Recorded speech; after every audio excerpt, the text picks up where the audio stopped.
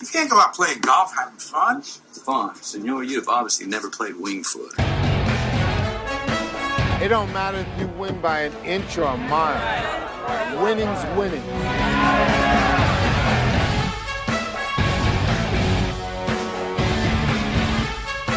You've got to be kidding me, Vegas. On Monday night. There's my picks for this week. Now, if you want next week's picks, I can give you those by Friday.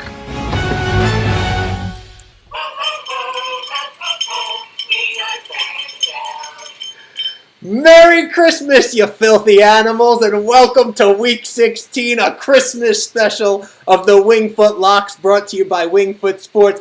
I am Joe Masseri, still in my Christmas PJs, and Greg Hoyle is wearing your formal Christmas attire as he joins us this Christmas Day. Greg, Merry Christmas to you. Merry Christmas. Merry Christmas. Real quick, before we get started here, we'll get back into the festivities in a second. New Orleans money line and Arizona money line for a little two-team parlay. It's 421 right now. Go grab that with 9 minutes left before kickoff. So you could say I'm in more of a giving spirit than Joe because I'm getting right to the chase right here. I should have a festive little hat though. We all should have a festive little hat. I appreciate you for giving out your picks nice and early. Go get that in if you are following along this Christmas Day, obviously on Facebook. If you're listening to the podcast, well, then obviously you're not going to get that one in. But we wanted to give something out there, like a little gift in the stocking that maybe you forgot about as we get into it here. So this Christmas, we are going to go rapid fire. We know you've got dinner with your family. You've got toys to play with. You've got clothes to try on, whatever it may be, drinks to be consumed. We're going to go rapid fire. Greg and I will give our picks. We will either say concur if we have one nugget to add, either in addition to support that argument or against, just to warn. We're going to put it out there, and we are going to get off to a fast start. Are you ready to go, Greg? Rapid fire. Let's go, baby. I think this is going to be tough for us. So you gave it out already. We're going to start with the Cardinals. Why do you like the Arizona Cardinals minus 4.5 this week? Go ahead. It's a really good spot in as much that you've got San Francisco, who's going to be scooting back and forth. I like the travel situation there where they've been a little bit displaced and they're getting the week. Hopefully you can confirm this. They're getting the week with the family, and then they're going to scoot back down to Arizona. But I think the bigger situation is Arizona's always played San Francisco. Like when they were on the come up, they were always playing San Francisco tight, and then would just barely fall short. And correct me if I'm wrong, they scooted ahead of them earlier on this year. Now they've got a bundle to play for, right? So they've obviously got a lot to show in this game, but I like the team that's got a bunch to show for.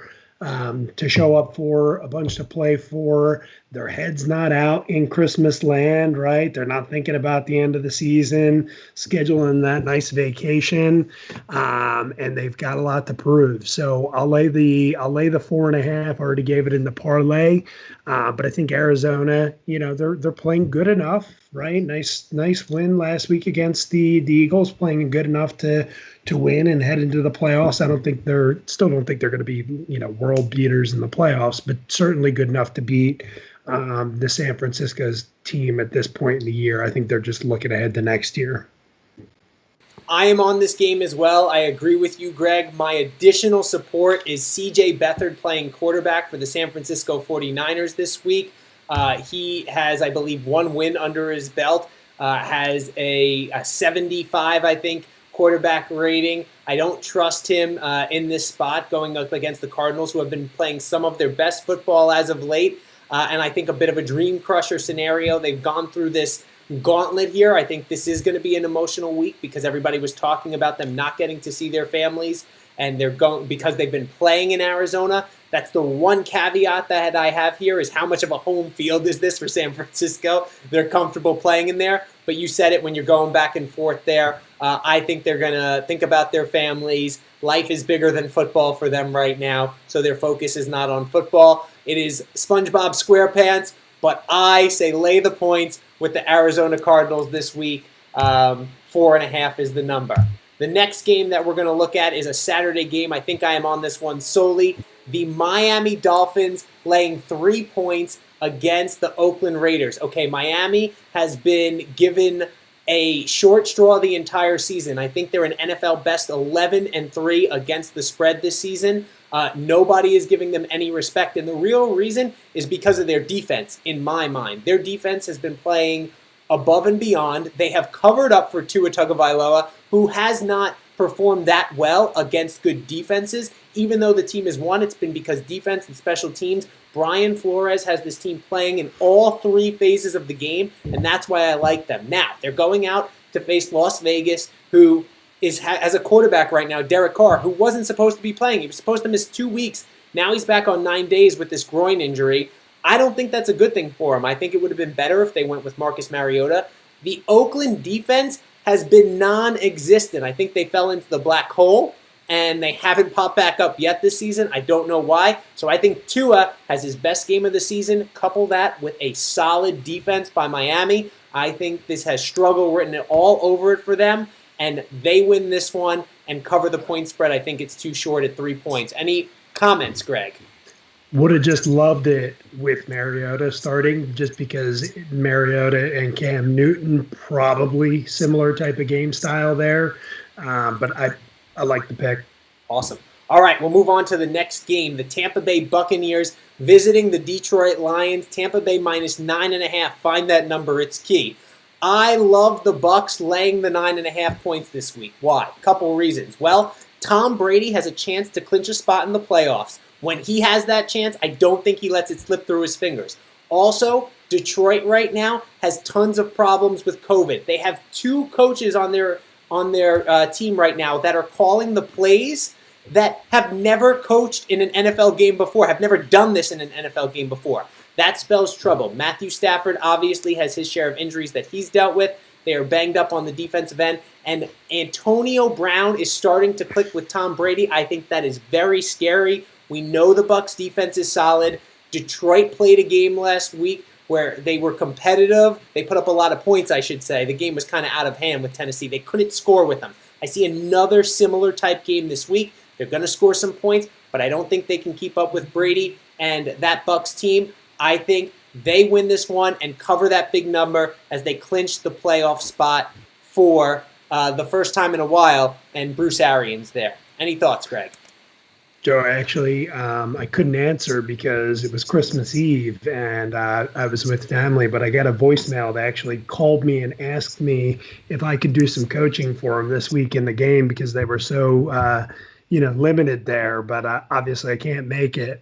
So you tell me the names of the people that are calling the plays there, and I'll give you an extra win in the old head-to-head battle there. This is going to be the first end of the tease for me. So we're getting it at 9.5. We're going to pull it down to 2.5. I like everything that you said, and just, man, that's just a tough coaching situation there. It's really going to be difficult for them. And when you have the motivation of Tampa Bay going in there, I just really like the situation. All right, next game we're going to look at is Houston taking on the Cincinnati Bengals. The Texans are 7.5-point favorites. The Bengals coming off their big win on Monday Night Football against the Steelers. Greg, you like the Texans in this one. Why? They just won the Cincinnati Super Bowl. So they're partying. They're off the short week, right? They just beat the rival Pittsburgh Steelers. They still don't have a quarterback. They play good defense, but I think Houston plays better offense at home. And I just, how could you couldn't really ask for a better situation here, in my opinion, right? Houston, after another devastating, how they end up fumbling in like the exact same script as the way that they lost to Indianapolis the last time. So, why is a 4-10 team a 7-point favorite against a 3-9-1 team? I think you're seeing something in the line there. I think they're going to roll. I don't think it's going to be close. So I'm gonna lay those 7 points. I believe I also mentioned that this is going to be the other game in my tease.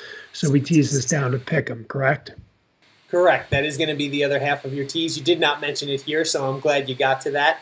Here is my one caveat on this. I think that Cincinnati, while their offense is who the heck knows what it is right now without Joe Burrow. Their defense has seemed to establish an identity over the last couple of weeks, and this is a big number. That's the part that scares me a little bit here. When a team is looking for an identity and trying to carry some momentum into next season, I think this is an opportunity for them to be competitive in the game. I think we saw the game against Miami where they were competitive but just obviously didn't have enough juice to get over the hump.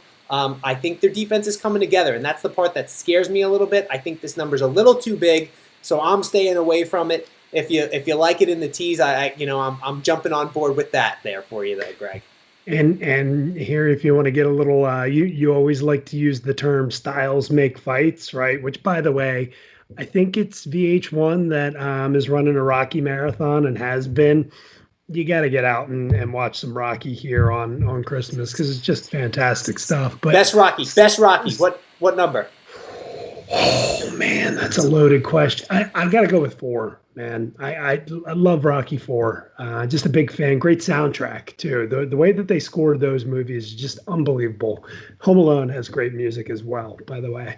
But you say styles make fight over and the -7. So if you want to go with that or an if bet, if -7 then over, I think you're in good shape there too. So if you want to do that, I think that's a good play there because obviously if they're loading it up, it's going to be on Houston's side of things. It's not going to be on the Bengals. And quite frankly, Houston doesn't really have too much of a defense either there. So you could go with both of them and probably hit both ways. I like that. Yeah, you got to go with the over if you're going to cover that number in my mind. I don't see there's a way they cover it if it doesn't go over there. Great point. Yep. All right, the next game you're looking at is the Chicago Bears, the now playoff hopeful Chicago Bears coming off their win, 7-3 on the season against the Minnesota Vikings. 7-3, my record, excuse me there, against Greg head-to-head on the season so far. But they now have playoff aspirations, and they're going to Jacksonville to take on the Jaguars, who now have number 1 overall pick aspirations. Greg, you're on the Bears in this one. Why? Indeed, I am. So last week, when I was losing that bet last week to you, we said we want to play on the winner of that game and we want to play against. Now, it just so happens that it's working out perfectly that way. We're playing against the Vikings this week because they're essentially out. I don't think they're mathematically eliminated, but they're essentially out. And then you have, to me, this works out. Like, who the heck could have guessed that the Jets were going to upset the Rams, right? You guessed that they were going to keep it close, right? And an educated guess, obviously. But the outright upset, therefore handing the number 1 pick to Jacksonville.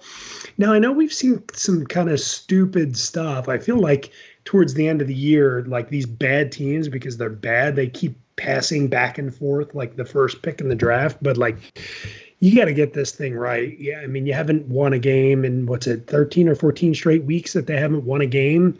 And then you got the highly motivated Chicago Bears, right? So they've been able to put up points against bad defenses. You exactly said when I said, well, who have they played? And you said, well, who are they playing this week, right? And it was the Vikings, and they hung 33 points against the Vikings. Even with that interception in the end zone that I think you were getting a little uneasy about there when Trubisky did that, and then promptly 4 and out by the Vikings. But great situation there. They have been putting up points. I think they're going to continue to put up points. Why would they not against Jacksonville? Everyone scores against them. And then Jacksonville against that Chicago defense, which is their strength. I like it. I really like the situation. It's a cheap 7.5 for me. It's 7.5 minus 105. So to buy it down, I probably got to lay 120, 125. So I'll buy it down to 7. You can still get it in a ton of 7-point teases if you want to run something else through that. But I like the situation. I like everything that's happening here. And I think the Jets helped this out a lot, putting Jacksonville in the driver's seat for the first pick.